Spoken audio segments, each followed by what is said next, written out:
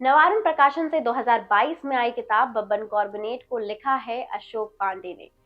199 page की Babban carbonate कई 49 किस्सों को साथ मिलाकर लिखी गई एक ऐसी किताब है जिसमें सामाजिक कुरीतियां दिखावे के ऊपर पारंपरिक तरीके से नहीं बल्कि व्यंग्यात्मक तरीके से प्रहार किया गया है। पिछली सदी के अंतिम 2-3 दशकों के हमारे पहाड़ी कस्बे उच्च वर्गीय कामनाओं से ग्रस्त या कुंठित, उनमें निम्न मध्य वर्गीय परिवार, उनके किशोर से युवा होती पीढ़ी की उमंगे, सपने, आवारगी, विद्रोह, जी बाबूजी वाले पितृ निष्ठा और सबसे बढ़कर सीने तारिकाओं से लेकर पड़ोस की गली की हर एक कन्या से इश्क लड़ाने की एक तरफा मोहब्बत की त्रासदा की वह हास्यास्पद परिणति आदि आदि अशोक पांडे के इन किस्सों से सजी किताब बब्बन कॉर्बोनेट पर करेंगे विस्तार से बात। लेकिन उससे पहले, if you had not subscribed our channel, please do subscribe and don't forget to press the bell icon. Well, I'm Oshi Sahu and you're watching Book Bath.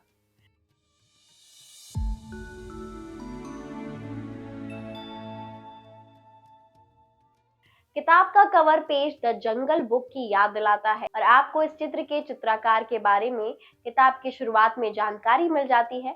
किताब का पहला पन्ना 3 दशक का लेखन अनुभव लिए किताब के लेखक अशोक पांडे का परिचय देता है।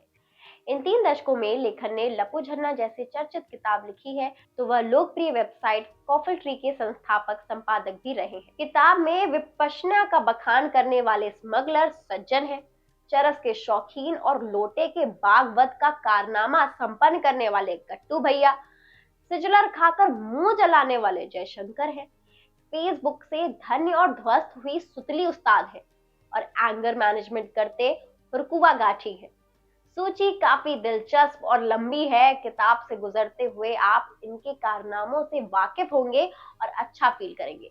ये किताब देशज भाषा में लिखी गई है जहां स्थानीयता की बहार है, पर संस्कृत शब्दावली को व्यंग के लिए इस्तेमाल करने की तकनीक में ये किताब दक्ष है। किताब में 49 अलग अलग किस्सों का लिखा गया है। किताब हर उम्र के लोगों के लिए लिखी गई।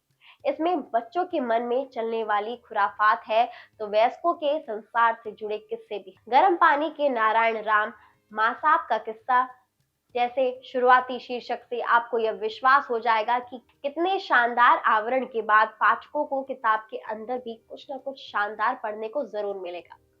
मैग्नीफाइंग अप्रेंटिस जैसे विदेश शब्द, झुलसैंड, भिन्नौर जैसे देशज शब्द के साथ लिखे गए हैं। इससे आपको अपनी जिंदगी के रोज के किस्से जैसे ही लगेंगे। किताब पढ़ते आप उत्तराखंड भ्रमण पर भी रहेंगे। खास तौर पर नैनीताल के आसपास पड़ने वाले इलाकों में भी अधिकतर कहानी अपने अनजान तक पहुंच जाती है।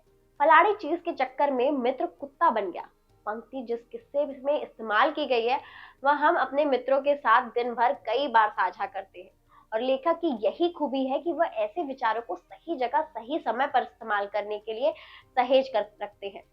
माधुरी दीक्षित, नाना जी और पानी की बोतल किताब का सबसे खूबसूरत किस्सा है।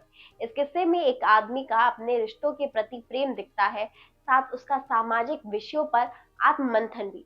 इस किताब में आपको पदिया गाठी, गट्टू भाई, जिबुआ बिरालू जैसे कई मजेदार नाम भी मिलते हैं और उनके पीछे की कहानी भी बड़ी रोचक है।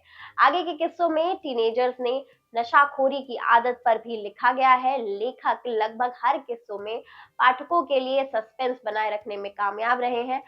पहाड़ के लिए कुछ करने का जज्बा में लेखक द्वारा पहाड़ों से हो रहे पलायन जैसे गंभीर मुद्दे की बड़ी खूबसूरती से छू लिया गया है। दलिद्दर कथा किस्से के जरिए लेखक ने एक ऐसे विषय पर बात की है जिसे अक्सर गंभीरता से नहीं लिया जाता। उन्होंने पीढ़ियों से पहाड़ में रह रहे मुसलमानों के प्रति हो रहे व्यवहार पर बड़े व्यंग्यात्मक तरीके से लिखा है। भीमताल का सुतली वाला कुत्ता, इससे में कुत्ते के गले में सुतली की बात सोचकर ही आप हंसने लगेंगे। हम सब तोंदू हैं।